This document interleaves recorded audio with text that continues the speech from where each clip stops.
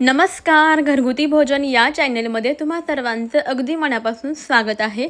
जसं की तुम्ही थंबनेलला पाहिलंच आहे की आज आपण गव्हाच्या पिठामध्ये आंबा घालून अतिशय भन्नाट अशी रेसिपी बनवतोय, जी की तुम्ही या अगोदर कधीही बनवली नसेल.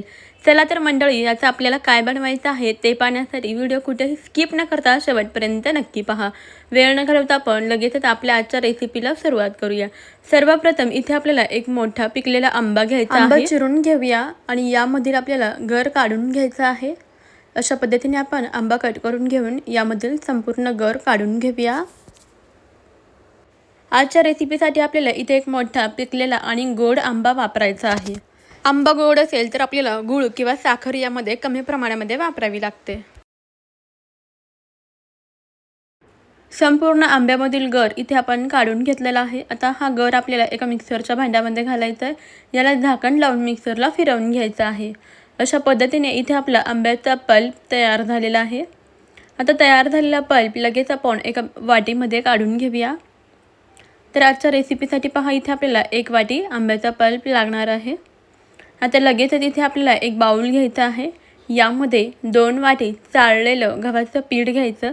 त्यामध्ये हा 1 वाटी आंब्याचा पल्प घालायचा. संपूर्ण आंबा यामध्ये घालूया. गव्हाच्या पिठामध्ये आंबा घातला. आता यामध्ये आपल्याला आणखीन काही जिन्नस घालायचे आहेत, जसे की पाव वाटी गूळ, सोबतच वेलची पावडर, 1 चमचा बडीशेप, पाव वाटी तांदळाचे पीठ म्हणजे 2 चमचे तांदळाचं पीठ आणि थोडंसं मीठ घालायचं आणि हे सर्व जिन्नस छान व्यवस्थित मिक्स करून घ्यायचे. गोडाच्या पदार्थामध्ये मीठ घातलं ना तर गोडाच्या पदार्थाची चव आणखीनच वाढते. गूळ यामध्ये मी किसून घातलेला आहे. हवं तर तुम्ही यामध्ये गुळाचं पाणीसुद्धा वापरू शकता. तुम्हाला जितकं गोड आवडतं किंवा तुमचा आंबा कितपत गोड आहे त्यानुसार तुम्ही गुळाचं प्रमाण कमी जास्त करून घेऊ शकता. सर्व जिन्नस व्यवस्थित एकजीव असं मिक्स करून घेतलेले आहेत. आता आपल्याला यामध्ये थोडं थोडं करत पाणी घालायचं आहे आणि व्यवस्थित मिक्स करून घ्यायचं आहे. हाताने व्यवस्थित मिक्स करून घेऊया, म्हणजे आपल्याला मिश्रणाची कन्सिस्टन्सी पटकन लक्षात येते. तर जास्तही आपल्याला पाणी वापरायची गरज पडत नाही. मध्यम अशा स्वरूपाचं हे मिश्रण आपल्याला बनवून घ्यायचं आहे. त्यामुळे जसं जसं लागेल तसं यामध्ये पाणी घालून व्यवस्थित असं मिक्स करून घेऊया. तोपर्यंत मंडळी, तुम्ही आपला हा व्हिडिओ कोणत्या शहरातून किंवा मग कोणत्या गावातून पाहत आहात ते मला कमेंटमध्ये नक्की कळवा. आणि महत्त्वाचं म्हणजे, तुम्ही जर आपल्या घरगुती भोजन चॅनलवर प्रथमच आला असेल किंवा चॅनलला अजूनही सबस्क्राईब केले नसेल तर पटकन सबस्क्राईब करा, म्हणजेच आपल्या अशाच भन्नाट, युनिक आणि सोप्या रेसिपीज तुम्हाला पाहायला मिळतील. यामध्ये आपण किसलेला गूळ घातला होता, तो व्यवस्थित असं मिक्स करून घ्यायचा आहे. छान असं यामध्ये एकजीव करून घ्यायचं आहे. बोटाच्या मदतीने याला असं पद्धतीने फेटून घ्यायचं, म्हणजे हे आपलं पीठ छान हलकं फुलकं असं होतं आणि व्यवस्थित असं मिक्स होतं. मिश्रणाची कन्सिस्टन्सी तुम्ही पाहू शकता, अशा स्वरूपाची आहे. जास्त घट्टही नाही आणि अगदी पातळही नाही, अशा स्वरूपाचं आपलं हे मिश्रण तयार झालेलं आहे. व्यवस्थित असं मिक्स करून घेतलं की पहा, पीठ किती छान हलकं फुलकं असं झालेलं दिसते. आता ना आपल्याला यावरती झाकण ठेवायचं आहे. 10 मिनिटाकरता झाकण ठेवून साईडला ठेवून देऊया, जेणेकरून हे पीठ व्यवस्थित असं भिजले जाईल. 10 मिनिटानंतर आपण यावरचं झाकण काढूया आणि पीठ व्यवस्थित मिक्स करून घेऊया. पाहू शकता, पीठ अगदी व्यवस्थित असं आपलं भिजलेलं आहे. व्यवस्थित एकदा याला मिक्स करून घ्यायचं आहे. आणि सर्वात शेवटी आता आपल्याला यामध्ये अगदी थोडासा चिमूटभर खाण्याचा सोडा घालायचा आहे. सोडा घालून व्यवस्थित असं मिक्स करून घेऊया. सोडा घातल्यानंतर पहा, पीठ आणखीन छान असं फुललेलं आहे. आता लगेचच याचं काय बनवायचं ते पाहू. इकडे पहा, गॅसवरती अगोदरच तेल गरम करायला ठेवलं होतं. तेल व्यवस्थित गरम झालं की हाताला थोडंसं पाणी लावून घ्यायचं आणि आपण तयार केलेलं पिठाचे अशा पद्धतीने यामध्ये गोळे सोडून घ्यायचे, भजी सोडून घ्यायचे.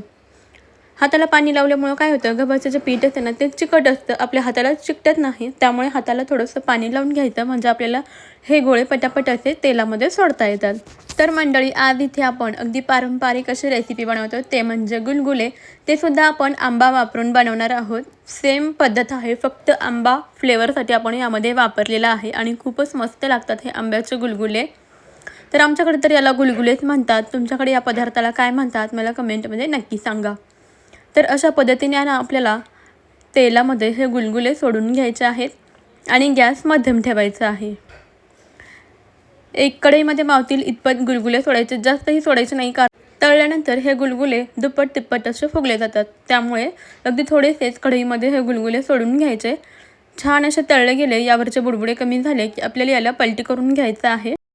छान असे मध्यम गॅसवरती आपल्याला हे गुलगुले वरून छान लालसर रंग येईपर्यंत तळून घ्यायचे. गॅस फास्ट ठेवायचा नाही, यामुळे काय होतं गुलगुल्याला रंग पटकन येतो परंतु ते आतमधून कच्चे राहिले जातात. त्यामुळे मध्यम गॅसवरती याला तळून घ्यायचं, जेणेकरून आतमध्येपर्यंत व्यवस्थित शिजले जातात. मऊ लुसलुशीत असे आपले हे गुलगुले तयार होतात. पाहू शकता मस्त असं याला लालसर रंग येईपर्यंत आपण तळून घेतलेला आहे. मध्यम गॅसवरती तळलेला आहे. आता लगेचच याला तेलामधून काढून घेऊया. पहा गुलगुल्याला रंग अगदी मस्त आलेला आहे. आता याच पद्धतीने आपण उरलेले सर्व गुलगुले तळून घेऊयात. ही रेसिपी पारंपरिक आहे. महत्त्वाचं म्हणजे हा पदार्थ ना अगदी एकदा बनवला ना तर आठवडाभर किंवा 5 ते 6 दिवस आरामात टिकतो. प्रवासामध्ये नेण्यासाठी किंवा लहान मुलांना स्नॅक्स म्हणून तुम्ही हे गुलगुले नक्की देऊ शकता. आंब्याचे हे गुलगुले चवीला तर खूपच भारी लागतात. तर सीझन संपायच्या अगोदर तुम्हीसुद्धा एकदा तरी हे आंब्याचे गुलगुले नक्की बनवून पहा. तसेच तुमच्याकडे आंब्यापासून कोणकोणते पदार्थ बनवले जातात मला कमेंटमध्ये नक्की कळवा, म्हणजे मी सुद्धा नवनवीन असे पदार्थ ट्राय करीन आणि तुमच्यासोबतसुद्धा रेसिपी शेअर करेन. पहा इथे आपण मस्त असे सर्व गुलगुले छान मध्यम गॅसवरती तेलामध्ये लालसर रंग येईपर्यंत तळून घेतलेले आहेत. तुम्हाला आपली आजची ही गुलगुल्याची रेसिपी कशी वाटली मला कमेंटमध्ये नक्की कळवा.